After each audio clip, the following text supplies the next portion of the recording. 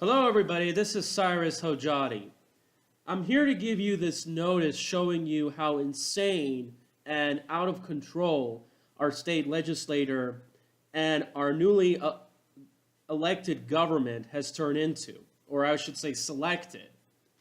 So as you know that because of the shutdown reaction and how Congress was not willing to accept the Trump border wall, because many of them from both parties are true sellouts. They do want open borders. They do want the cheap labor. They do want the votes. They're in bed with the cartels. Many states have decided to sue Trump's emergency action. And this president hasn't really done hardly any national emergencies. Yet many of these people were silent about Obama, Bush, Clinton, and so forth. So as you know, given the fact that how our state has changed over time, thanks to massive immigration, identity politics, and so forth, along with the voter fraud and billionaires pumping in so much money into our elections, along with many non-governmental organizations, we ended up with Aaron Ford. Aaron Ford is an individual with criminal records when he was young. He's a guy that, of course, from what I've heard, try to make this state a sanctuary state, and he merely gets elected, in my opinion, due to identity politics. So you can see here, he seems to support TPS and DACA, even though there's not much he can do about it. And of course, he's focusing on Title IX, which I believe is most likely something that favors women over men. So why don't we take a look at this article right here. So as you can see, believe it or not, Nevada Attorney General joins the president's emergency declaration lawsuit.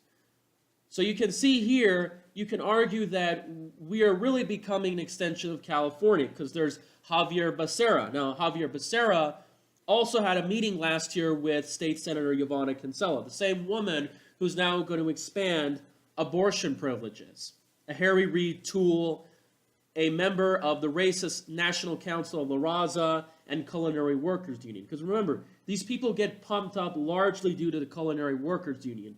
The union is merely, in my opinion, about changing our culture, changing our laws. They're implementing a global plan every part of the world. And that's why they're so accepting of immigrants regardless of their status.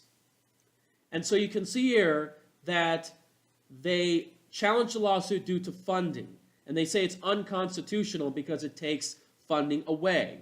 Now, some of the programs that's going to take funding away goes to a lot of the program that's going to happen in the state. Basically, our state military base, our law enforcement agencies. But again, this is a national emergency. We have drug cartels. We have human trafficking. We have a lot of other problems that's happening at the border. Now, it's very, very saddening. And by the way, I think this guy, along with many other people in our state, won through election fraud. I wouldn't be surprised. Considering the fact that Barbara Sagaski, the only Republican who won, didn't do jack. And it's astonishing how she was the only one that won, believe it or not. So this kind of proves that these elections were rigged. And you can see here that they're suing because they're taking money away from the Air Force bases and a lot of other factors. Now, Aaron Ford, sad to say, and this goes with along other states, Delaware, Hawaii, Illinois, Maine, New Jersey, New Mexico. I don't think they can win, to be honest with you, because if they did, then they would have successfully have stopped the travel ban. But remember, this guy, and along with many of these politicians that I have confronted, I confronted him in a community center in the Spring Valley area, telling him, how is this illegal immigration a net benefit to Las Vegas? They don't tell you. They just say, oh, they clean our hotel rooms and whatever. But they don't tell you that whether those jobs can actually be done by American citizens. Because I can guarantee you, I've traveled to places like St. Louis, and it's a different ballgame. So, they don't tell you what benefits that we truly get. And in fact, there's a lot of downsides. They commit identity fraud. Aaron Ford needs to go after those people who steal Social Security numbers, as former Kevin DeLeon of California admits that we do that. They're the ones that have anchor babies, as Harry Reid has admitted in 1993, to get government benefits and keep their families more likely in this country.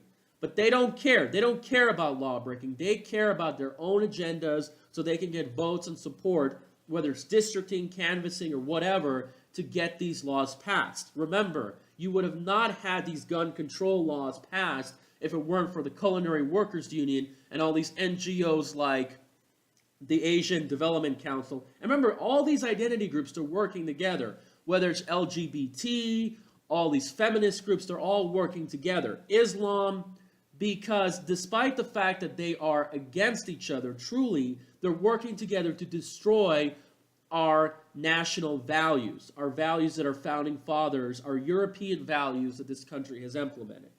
This guy is a traitor, in my opinion. He needs to be removed. And there needs to be a massive protest done in front of the state halls all the way, all across the valley, saying that we cannot tolerate this illegal behavior. It's very, very sad to see that about 25% of the students in the Clark County Unified School District, believe it or not, have a parent who's unlawfully here. So this is a real waste of taxpayer funds. And it's pretty sad that so far very few people are standing up against it. Now, unfortunately, the tides are turning. People around this town are waking up, and they're starting to take a stance. And I believe that there's a lawsuit being planned against this gun law. But then again, you look at our emergency rooms. You look at so many of the fact that people can't even speak English in this town. Not to mention many jobs don't hire people because they don't know Spanish. And this has disproportionately affected black communities in terms of their wages, in terms of their opportunities, in terms of their services. But these people merely don't care. They run on identity politics, primarily the African-American community that voted for him in north central part of the Las Vegas Valley, continues to pump this guy up, and as long as they can play the identity game, they can get elected. So the question is, how can you remove this guy? What can you do? How can you stand up? Because there has to be other means. These elections are rigged until we get voter ID and a lot of other programs. So don't rely on these elections, and we need to stand up. If we don't get some form of voter ID or whatever, there's not going to be a next election. We have to stand up through other means. As a matter of fact, I'm considering proposing a ballot proposition for 2020 to tax foreign remittances and to mandate e-verify in the state. So let me know what you think. Let me know how you think this actually affects our daily lives or whatever, because this is very, very important, believe it or not. Take care, and we must stand against immigration that goes against the American people.